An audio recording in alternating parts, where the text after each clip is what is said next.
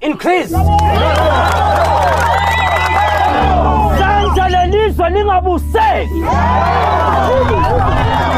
have no money. Phambili Asinamali.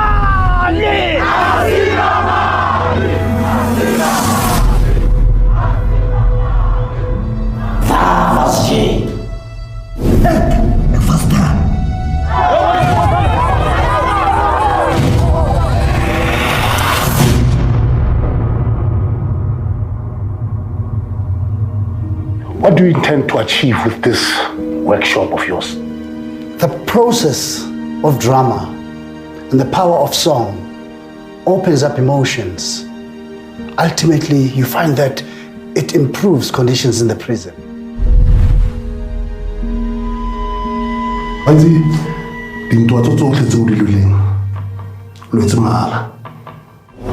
They just brought you here. I demand that you give me full access to the inmates. I'm not going to allow some terrorist to tell me how to run things.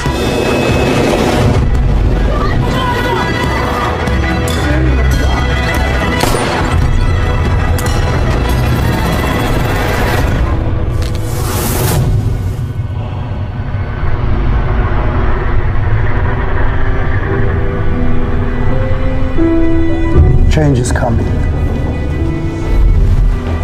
It's the music that's going to bring about hope to the nation. Music and theater, drama, the arts. That's the future of our people. The theater of the revolution.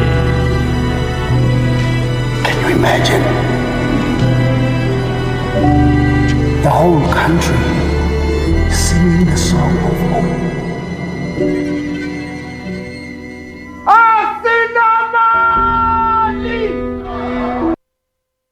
Wow, powerful, powerful movie, that one. Dr. Mbongeni Ngema's film, Asinamali, it premiered as the closing film at this year's 38th Durban International Film Festival. The film is the reimagining of the seminal prison musical and features a cast handpicked by Ngema through his theatrical company. Asinamali is inspired by events surrounding the 1983 rent boycott in Lamontville Township in Durban.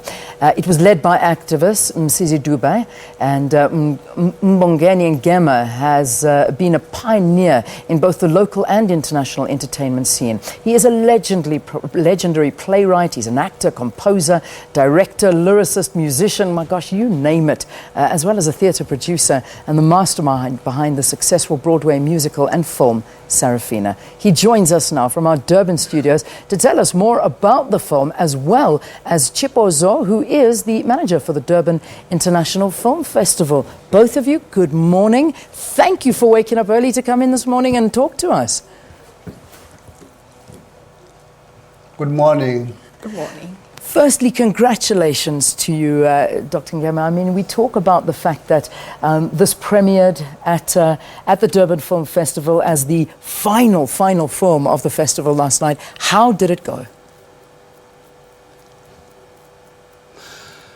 It was fantastic. We had a screening last night to about 400 people in the theater, and everybody was just wowed about the film. We think it speaks directly to the masses of our people. I imagine it does, and I can imagine that it was quite an emotional film to be watching as well at a time like that. How long did it take you to put this film together and work on it? How long have you been working on it for? Well, writing the script took quite a long time. First draft, second draft, third draft. By draft 7, it was over 2 years. But to actually, then I went into the studio and wrote the music, the soundtrack for the movie, which took about 3 months. Then went into shooting the film, and that was a 4-week period of shooting the movie. Yeah. Goodness gracious! I mean, this is a definite labour of love, with whichever way you look at it. I want to bring you into the conversation, Chipo, because you obviously were sitting in the audience last night, and I suppose it is difficult for Dr. Ngema to give us his opinion on how the audience felt. But I mean, for you, being a part of this, watching the premiere of this powerful movie, what was it like for you? I think it was a very different experience watching it with a South African audience, because I had previously watched it as part of the selection for it to actually participate in the festival, as well as selecting it to close the festival. And just the audience reaction was it was brilliant. It was a very highly charged environment. You could feel that the audience could identify with the characters, they could empathize with the characters. And I think it really speaks to today's young people. I know with the Fees Must Fall movement that's been happening over the last couple of years, and they've also used the same term, Asinamali, and just saying, look, we have a history in South Africa. We've had this movement, the Asinamali movement. We can identify and empathize with you young people, even though we're a different generation. We've had our struggles that are similar to yours, and let's see how we can just come together and look at these and see how we can find solutions within today's context. I think it was very well received. I was very excited by the feedback. I can only imagine. I really can. When we talk about taking such a powerful play, Dr. Ngema, and taking it and making it into a film, I'm reading an interview that you did as to why you wanted to do that, and the idea was to immortalize this powerful play and to let it live on and live on forever and ever. Do you still feel the same way? I mean, is that really the sole reason behind why you felt a movie was necessary? What the story is based on our history, on our heritage. When I wrote it back then in 1983, Msizi Dube had just been murdered by the government assassins a few days before. And the idea came to me because I was part of the movement in the township, the Asinamali movement in Lamontville, in Durban and Chesterville and Guamashu. And then by the time the play opened, the Asinamali movement had spread all over South Africa to what is now known as Gauteng and the Eastern Cape.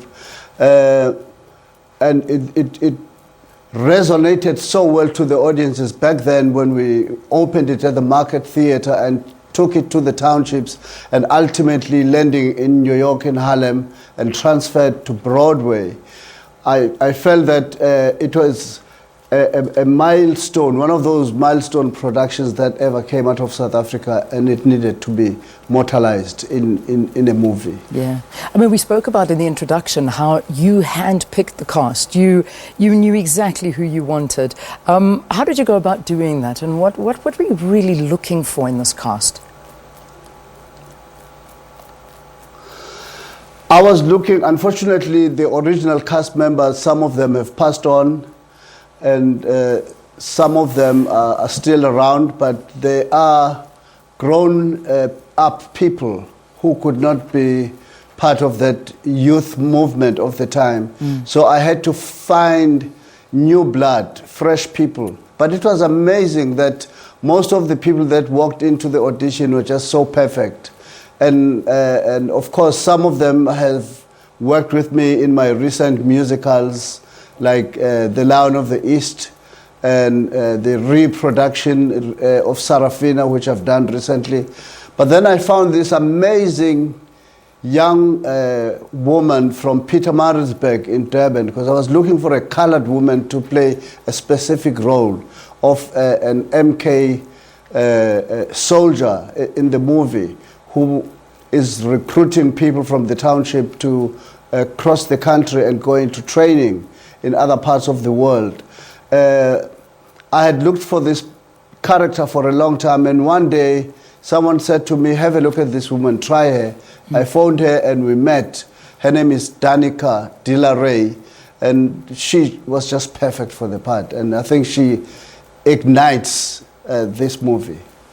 This is your very first movie directorial debut, and I know that you were inspired by so many, particularly African-American films, telling the story. 12 Years a Slave is one of those that you cite as an example of a movie that moved you, of a movie that we as South Africans need to tell our story as well. What was the experience like for you? We know you have directed, produced, written the best of Broadway musicals, I mean the best in the world. But as a movie, is it a very different experience for you?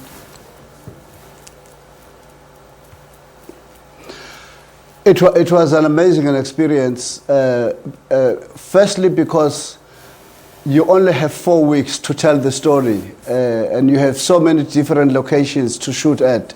But fortunately for me, I had a fantastic team that worked, technical team that worked with me. Dino, Beneto, the cinematographer, Darrell Ruud, who was responsible for technical, who I've worked with before. He directed Sarafina, the movie. Yeah. So I had really a great team, and the first AD was fabulous, and they just made it so easy for me so that I can concentrate on getting the best performances from the actors. Yeah. I believe that you're already working on your next project. So film has bitten you. A new story that you're working on, something about the adaptation of the Township Fever. Yes, well, I'm working on Township Fever, but also I'm working on Ace, our legendary soccer player Patrick Ace Ntsoelegwe, who played for Kaizer Chiefs.